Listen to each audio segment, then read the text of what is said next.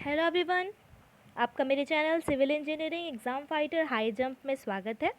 मैं हूं दिव्यानी हरपाल और जैसे कि आप जानते हैं मैं आपके सामने IAS, GATE, SSC, PSC, RRB और अदर सिविल इंजीनियरिंग एग्ज़ाम से रिलेटेड टॉपिक्स का वीडियो लेक्चर लेकर के आती हूं। आज का जो मेरा लेक्चर है वो सॉलिड मैकेनिक्स के इलास्टिक एंड प्लास्टिक मटेरियल और उसके साथ उसी का स्ट्रेन डायग्राम भी लेकर के आई हूँ।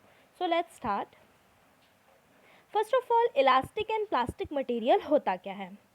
इलास्टिक मटेरियल, सबसे पहले हम ये देखेंगे कि कोई मेंबर है हमारे पास, उस मेंबर में हमने बोथ साइड फोर्स लगाया है। जब हमने उस पर फोर्स लगाया तो उसमें कोई ना कोई लेंथ में चेंजेस आया। अलॉन्ग इट्स लेंथ हमने फोर्स लगाया, फोर्स लगाने पे उसके लेंथ में कुछ चेंजेस आया उसके ओरिजिनल लेंथ के रिस्पेक्ट में। तो ये हर एक टाइप के मटेरियल में होता है, इलास्टिक में भी, प्लास्टिक में भी। बट जो मेन डिफरेंसेस है दोनों के बीच में वो ये है कि जब हम इलास्टिक मटेरियल में लोड का रिमूवल करते हैं, जब हम लोड लगाना बंद कर देते हैं, लोड का मैग्नीट्यूड हम ज़ीरो कर देते हैं, तब जो चेंजेस हुआ रहता है लेंथ में वो भी वापस ज़ीरो हो जाता है, मतलब अपनी ओरिजिनल पोजीशन पे वो वापस आ जाता है। लेकिन जब यही प्रोसेस हम प्लास्टिक मटेरियल पे करते हैं, इट मीन्स जब हम किसी प्लास्टिक मटेरियल पर लोड लगाते हैं और उसके बाद जब हम लोड को रिमूव करते हैं तो जो चेंज इन लेंथ हुआ रहता है या चेंज इन डायमेंशन उस मटेरियल पे हुआ रहता है वो वापस अपनी ओरिजिनल पोजीशन पे नहीं आता, मतलब जो डेल एल है उसकी वैल्यू ज़ीरो नहीं होती है। तो इस टाइप के मटेरियल को हम प्लास्टिक मटेरियल कहते हैं। टाइप्स ऑफ मटेरियल, हम यहाँ पे 5 टाइप के मटेरियल पढ़ेंगे। First elastic material, second elastic और प्लास्टिक और ideal plastic material, third one is elastic plastic material, next rigid material and next rigid plastic material. और साथ ही साथ हम देखेंगे उसके स्ट्रेस स्ट्रेन डायग्राम। इसके प्रीवियस लेक्चर में मैंने हुक्स लॉ से स्ट्रेस स्ट्रेन डायग्राम ड्रॉ करना मैंने बताया है, जिसने नहीं देखा है तो वो जा कर के उसे देख सकता है। अभी हम जो मटेरियल पढ़ रहे हैं, जैसे कि फर्स्ट वन हमने इलास्टिक मटेरियल देखा। जैसे कि हमें पता है हुक्स लॉ के हिसाब से stress is directly proportional to strain.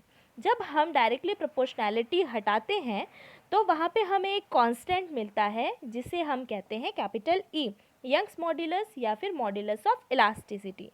तो इससे ये चीज़ जो हमारी इलास्टिक मटेरियल है उसमें ये चीज़ क्लियर होता है कि जो स्ट्रेस है उसी के डायरेक्टली प्रोपोर्शनैलिटी में स्ट्रेन रहता है, मतलब यदि स्ट्रेस बढ़ेगा तो स्ट्रेन भी उसमें बढ़ेगा। तो इससे हम देख सकते हैं कि ये जो हमारा स्ट्रेस स्ट्रेन का डायग्राम है इसमें आप देख सकते हैं, जैसे कि मैंने ये मार्क लिया है स्ट्रेस 1, तो स्ट्रेस 1 में हमें मिल रहा है स्ट्रेन 1। सेम एज यदि मैं दूसरा कोई पॉइंट लूँ स्ट्रेस 2 तो हमें दूसरा उससे बढ़ा हुआ स्ट्रेन मिलेगा स्ट्रेन 2। तो हम कह सकते हैं कि जैसे जैसे स्ट्रेस बढ़ रहा है वैसे वैसे उसकी प्रोपोर्शनैलिटी में स्ट्रेन भी बढ़ रहा है। तो हमें एक ग्राफ मिलता है जो कि एक लिमिट तक जाता है। तो इस टाइप का जो ग्राफ होता है जो हुक्स लॉ को ओबे करता है वो कहलाता है linear elastic material. Next material है प्लास्टिक और आइडल प्लास्टिक मटेरियल। उसके पहले हम ये देखेंगे कि जो स्ट्रेस होता है उसका फॉर्मूला होता है F डिवाइडेड बाय A। ये भी मैंने आपको प्रीवियस लेक्चर पे बताया है कि ये F है। F मतलब resultant force, load divided by area नहीं, resultant force divided by area. तो इसमें जो रिजल्टेंट फोर्स होता है, रिजल्टेंट फोर्स मतलब जब हम किसी मटेरियल पर लोड लगाते हैं और वो वापस अपनी ओरिजिनल पोजीशन पे आ जाता है तो वो जो इंटरनली फोर्स डेवलप्ड होता है उसको वापस खींचने वाला वो कहलाता है रिजल्टेंट फोर्स, मतलब F। लेकिन हम जैसे जानते हैं कि प्लास्टिक मटेरियल में जो चेंज इन डायमेंशन होता है वो वापस अपने ओरिजिनल पोजीशन पे नहीं आता।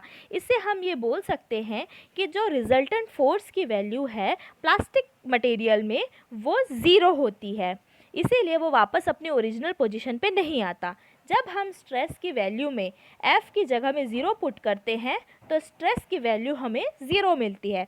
तो आप देख सकते हैं इस स्ट्रेस स्ट्रेन डायग्राम पे कि यहाँ पे सिर्फ और सिर्फ स्ट्रेन बढ़ रहा है, स्ट्रेस की वैल्यू एक भी नहीं है। तो इससे ये चीज़ क्लियर होती है कि प्लास्टिक मटेरियल या आइडल प्लास्टिक मटेरियल में जो स्ट्रेस होती है उसकी वैल्यू ज़ीरो होती है, ओनली हमें वहाँ पे स्ट्रेन की वैल्यू मिलती है।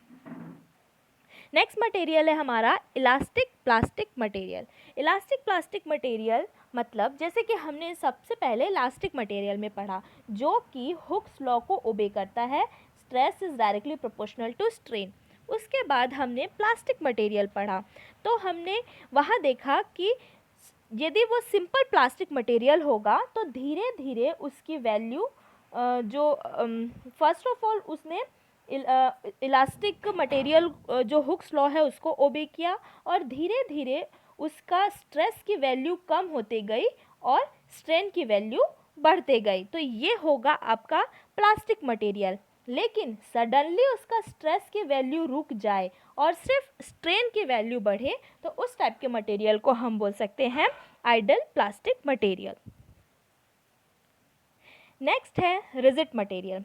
रिजिड मटेरियल इट मीन्स ऐसा मटेरियल जिसमें हम कितना भी फोर्स लगाएं उसमें कोई भी डायमेंशन चेंजेस नहीं होते हैं, उसे कहा जाता है रिजिड मटेरियल। अब यहाँ देखते हैं स्ट्रेस का formula stress is equals to capital E मतलब यंग्स मॉड्यूलस स्ट्रेन होता है। ठीक है, जैसे हमें पता है stress is directly proportional to strain. Then जब डायरेक्टली प्रोपोर्शनैलिटी हटाते हैं तो वहाँ पे इलास्टिक कांस्टेंट मिलता है। अब इस हिसाब से E इज इक्वल्स टू हो जाएगा स्ट्रेस डिवाइडेड बाय स्ट्रेन। अब यहाँ पे हमने देखा कि ये रिजिड मटेरियल है और रिजिड मटेरियल मतलब उसमें स्ट्रेन जनरेट नहीं होता। जब स्ट्रेन जनरेट नहीं होता इट मीन्स जो स्ट्रेन की वैल्यू है वो यहाँ पे ज़ीरो हो जाएगी और उस हिसाब से जो हमारा यंग्स मॉड्यूलस है उसकी वैल्यू इन्फिनाइट आएगी।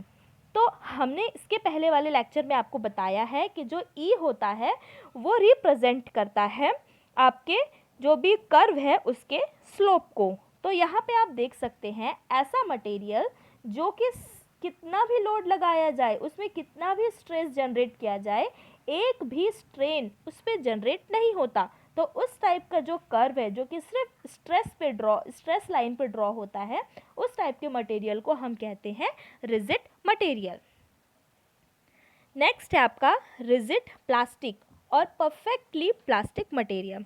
रिजिड प्लास्टिक मतलब ऐसे कुछ मटेरियल होते हैं जिसमें आप जितना भी लोड लगाएं उसमें स्ट्रेन जनरेट नहीं होता, लेकिन एक ऐसी लिमिट आती है जहां आने के बाद में उसमें आप स्ट्रेस नहीं भी लगाएंगे तो वो कंटिन्यूसली डिफॉर्म होना चालू हो जाते हैं। तो उस टाइप के जो मटेरियल होते हैं वो रिजिड प्लास्टिक और परफेक्ट प्लास्टिक मटेरियल कहलाते हैं। जैसे आप देख सकते हैं कि जब रिजिड प्लास्टिक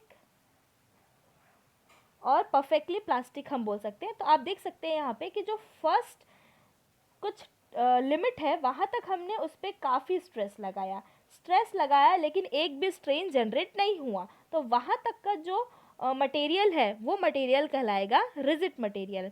लेकिन उसके बाद आप देख सकते हैं कि वो कंटिन्यूसली डिफॉर्म होना चालू हो जाते हैं, मतलब स्ट्रेन बढ़ने लगता है और स्ट्रेस बढ़ता नहीं है। तो इस टाइप के जो मटेरियल होते हैं वो कहलाते हैं आइडल प्लास्टिक मटेरियल। तो एक ऐसी मटेरियल जो थोड़ी दूर तक बिहेव करे रिजिडली और उसके बाद आइडल प्लास्टिक जैसा बिहेव करे उस टाइप के मटेरियल को रिजिड प्लास्टिक या फिर परफेक्टली प्लास्टिक मटेरियल कहते हैं।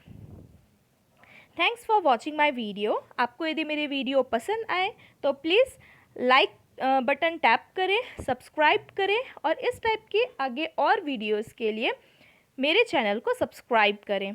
Thank you.